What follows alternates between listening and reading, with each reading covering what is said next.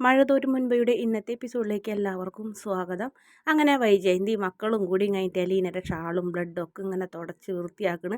ഇപ്പം ഡിറ്റർജൻ്റൊക്കെ ഇട്ട് കഴുകേണ്ടി വരും. എന്നാലും അവൾക്ക് ഇവിടെ വന്ന് കിടക്കാനും ഇവിടെ വന്നിട്ടാണ് അവൾ വന്ന് വീടത്. ആ കത്രികയും കൊണ്ടുവന്ന് എന്നൊക്കെ പറയുന്നുണ്ട്. എന്നിട്ട് വൈജയന്തി ഇങ്ങനെ സംശയത്തോടെ എന്നാലും ഇവിടെ എവിടെ എന്ത് കർട്ടൻ വെട്ടിയെന്നാണ് ഈ പറയുന്നതെന്നൊക്കെ പറയുന്നുണ്ട്. ഇതൊന്നല്ല, ഇത് അവളെ കാമുകനാരോ വന്നിട്ട് എന്തോ ഒന്നും രണ്ടും പറഞ്ഞ് കത്തിക്കുത്തായിട്ടുള്ളതെന്ന് പറയുന്നുണ്ട്. അമ്മ എന്തിനാ അനാവശ്യമായിട്ട് പറയാൻ നിൽക്കുന്നത്? എന്തായാലും ഇതൊന്നുമല്ല എന്ന് പറയുന്നുണ്ട്. എന്തായാലും നമ്മുടെ കൃഷ്ണമോൾക്ക് നല്ല സംശയം രോഹിത്തിനെ തന്നെയാണ്. കസേര വീണ് കിടക്കണില്ല. എന്നിട്ട് വാ നമുക്ക് രോഹിത്തേട്ടൻ്റെ മുറിയിലൊന്ന് പോയി നോക്കാമെന്ന് പറയും. അങ്ങനെ ചേട്ടത്തി അനിയത്തിയും കൂടെ മുറിയിലേക്ക് ചെന്ന് നോക്കുമ്പോൾ അവിടെ രോഹിത്തേട്ടൻ്റെ കത്രിക കാണുന്നില്ല. അത് മാത്രമല്ല, ആ റൂമിലേക്ക് വന്നപ്പോൾ പ്രത്യേകിച്ച് ഒരു ദുർഗന്ധവും അതുപോലെ തന്നെ ആ ക്യാപ്സൂളിൻ്റെ പൊടിയുടെ ക്യാപ്സൂളൊക്കെ കിട്ടി. ഇതെന്താണെന്ന് ചോദിക്കുമ്പോൾ ഇത് മയക്കുമരുന്നിൻ്റെ ആണല്ല, ഇത് മയക്കുമരുന്ന് അങ്ങനെ എന്തോ ഒരു ഉപയോഗിക്കുന്ന ക്യാപ്സൂളാണ് എന്ന് പറയുന്നുണ്ട്. എന്തായാലും നമുക്ക് പോകാം, ഇവിടെ ആകെ അലങ്കോലമായി കിടക്കുന്നുണ്ടല്ലോ. എന്തോ പിടിയും വലിയും നടന്ന ലക്ഷണങ്ങളൊക്കെ കാണുന്നുണ്ട്. പിന്നെ ഗ്ലാസ് ഇരിക്കുന്നുണ്ട്, എന്തോ ലെമൺ ജ്യൂസ് കുടിച്ചിട്ടുള്ള ഗ്ലാസ്സിന്. പക്ഷേ ഗ്ലാസ് നന്നായി കഴുകി വൃത്തിയാക്കി വെച്ചിട്ടുണ്ട്. ഒരിക്കലും രോഹിത്തേട്ടൻ അങ്ങനെ ചെയ്യാറില്ല എന്ന് ബബി പറയുന്നുണ്ട്. എന്നിട്ട് ബബി പറയും, നമുക്ക് ഇവിടുന്ന് പോവാം, എന്തോ ഒരു നെഗറ്റീവ് എനർജി, എനിക്കൊരു അസ്വസ്ഥത എന്ന് പറഞ്ഞാൽ അവർ താഴത്തേക്ക് പോകും. അതിനുശേഷം പിന്നെ കാണിക്കുന്നത് അലീനര അടുത്ത് ഇങ്ങനെ കാവലിരിക്കുന്നു മനുവും അതുപോലെ തന്നെ ബാലചന്ദ്രനും. അങ്കിൾ വേണമെങ്കിൽ പൊക്കോ, ഞാനിവിടെ നിന്നോളാം. അപ്പോൾ നിനക്ക് വീട്ടിൽ പോകണ്ടേന്ന് ചോദിക്കും. അതൊന്നും കുഴപ്പമില്ല, ഞാനിവിടെ നിന്നോളാം, അങ്കിൾ പൊക്കോ, രാവിലെ തുടങ്ങി വന്നിക്കണല്ലേ, ഞാൻ എന്തായാലും ഇന്ന് പോകില്ല എന്ന് പറയും. എന്നാൽ ശരി, ഞാൻ പൊക്കോളാം എന്ന് പറയും.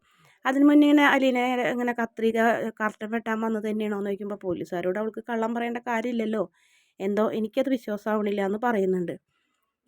പിന്നീട് രോഹിത്ത് രോഹിത്ത് വരുമ്പോൾ വാതിൽ തുറക്കും. വൈജയന്തി വാതിൽ തുറക്കുമ്പോൾ നീ എവിടെ ആയിരുന്നു ചോദിക്കുമ്പോൾ എനിക്ക് കളി ഉണ്ടായിരുന്നു എന്ന് പറയും. എവിടെയെന്നൊക്കെ ചോദിക്കും.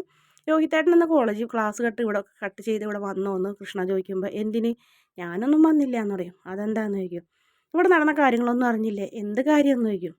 അവളെ വയറ്റിൽ കത്രിക കുത്തി കയറി അവൾ ആസ്പത്രിയിലാണ്, ദേവമാതാ ഹോസ്പിറ്റൽ ICUവിലിടുന്ന് ബബി പറയും. അയ്യോ അതെങ്ങനെ എന്ന് ചോദിക്കും. ഒന്നും അറിയാത്ത പോലെ. അറിയില്ല, ആർക്കറിയാതെ തന്നെയാണോ അതോ വേറെ ആരെങ്കിലും വന്ന് കുത്തിയതാണോ എന്നൊക്കെ.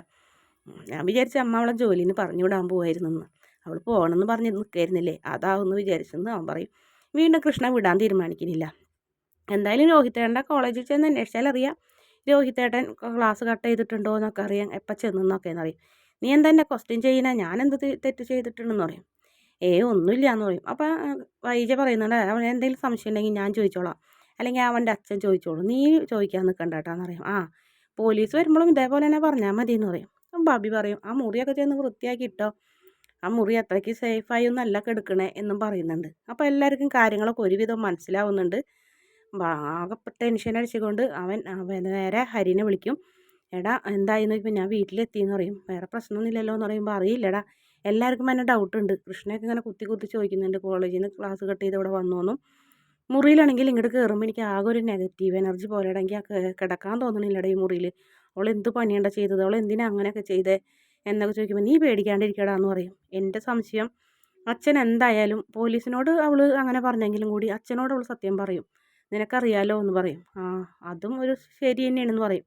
അങ്ങനെ അച്ഛൻ നിൻ്റെ കൂടെ എന്തെങ്കിലും ചോദിക്കാൻ വന്നിട്ടുണ്ടെങ്കിൽ നീ അങ്ങോട്ട് അച്ഛൻ്റെ കാലിൽ വീണോ, അതല്ലാതെ വേറൊരു രക്ഷയില്ല എന്ന് പറയും.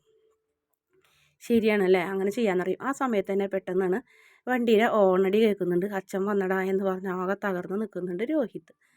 അതിനുശേഷം ഡോക്ടറെ കാണുന്നുണ്ട്. ഡോക്ടർ വന്ന് പറയും, ഞാൻ അലീനയുടെ ബൈസ്റ്റാൻഡർ എന്ന് പറയുമ്പോൾ ബാലചന്ദ്രൻ്റെ കൂടെ ഞാൻ കണ്ടിട്ടുണ്ടെന്നൊക്കെ പറയും. നിങ്ങൾ കടപ്പാട്ടൂരിൽ നിന്ന് വരുന്നതും പോണതൊക്കെ കാണാറുണ്ടെന്ന് പറയും. അലീന അങ്ങനെ കസേരയിൽ നിന്ന് വീണതാണെന്നുണ്ടെങ്കിൽ എന്തെങ്കിലും ശരീരത്തിലൊരു ചതവോ മുറിവോ പറ്റേണ്ടതല്ലേ എന്നിങ്ങനെ ചോദിക്കിന് മനു ഡോക്ടറോട്. അതും ശരി തന്നെയാണ്, അങ്ങനത്തെ ഒന്നും കാണുന്നില്ല എന്ന് പറയും.